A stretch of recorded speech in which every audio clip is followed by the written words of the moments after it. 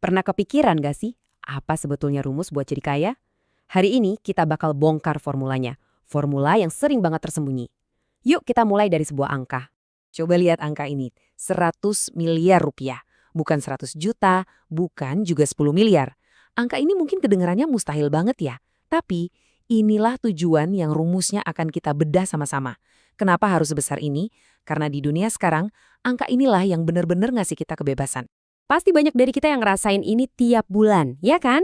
Harga-harga makin naik, tapi gaji rasanya gitu-gitu aja. Pas lihat sisa di rekening, pertanyaannya selalu sama. Ini cukup nggak ya sampai akhir bulan? Kita kerja udah mati-matian, mungkin lebih keras dari siapapun yang kita kenal. Tapi hasilnya kok rasanya kayak lari di tempat.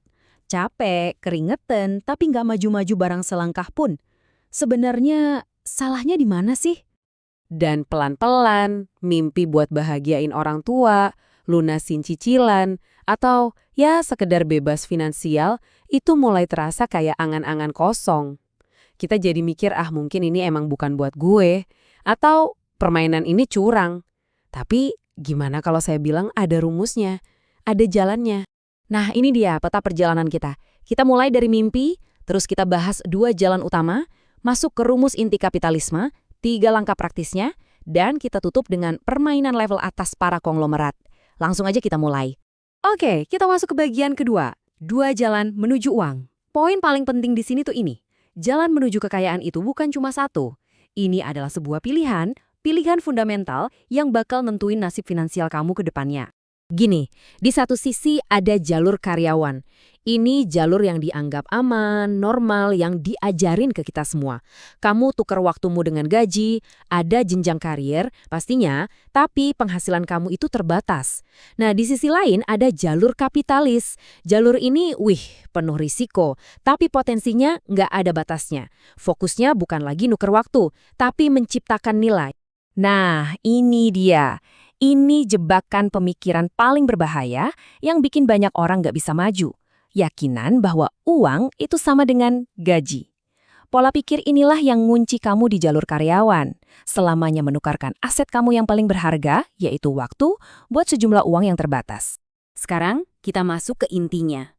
Rumus baru bernama kapitalisme.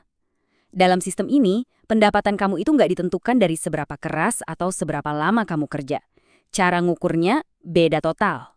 Ukurannya itu namanya nilai persepsi atau perceived value. Ini bukan soal seberapa capek kamu, tapi seberapa berharga solusi yang kamu tawarkan di mata pasar. Pertanyaannya sekarang, seberapa berharga kamu saat ini? Coba kita bandingin ya, seorang office boy secara fisik mungkin kerjanya jauh lebih keras. Tapi, kenapa seorang jurnalis dibayar lebih tinggi? Jawabannya sederhana banget, nilai persepsi. Keahlian jurnalis itu lebih susah digantikan. Jadi, kuncinya bukan kerja lebih keras, tapi jadi lebih susah buat digantikan. Nah, ini yang membawa kita ke langkah praktis pertama. Berhenti kejar-kejar uang. Serius, uang itu nggak bakal dateng kalau kamu kejar. Sebaliknya, kejar masalah. Semakin besar masalah yang bisa kamu selesaikan buat banyak orang, semakin besar uang yang bakal dilempar ke kamu. Terus, di mana kita bisa nemuin masalah yang mahal ini?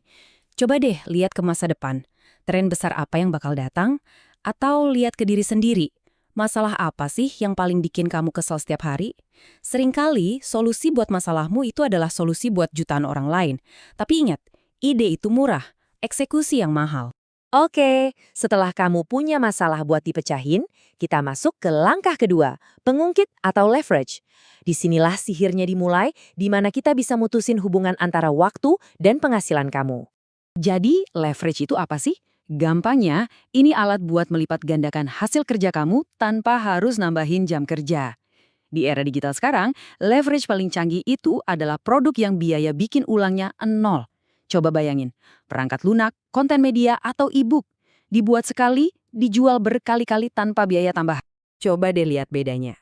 Di kiri, kamu punya agensi jasa. Pendapatan 100 juta, tapi waktumu habis total. Ini sih cuma pekerjaan dengan gaji tinggi aja. Sekarang lihat yang kanan. Kamu punya produk perangkat lunak. Dibikin sekali, dijual ke ribuan orang. Kamu bisa dapat miliaran, bahkan pas kamu lagi tidur. Itulah kekuatan leverage. Paham cara nyelesain masalah dan pakai leverage aja, itu udah bisa bikin kamu kaya.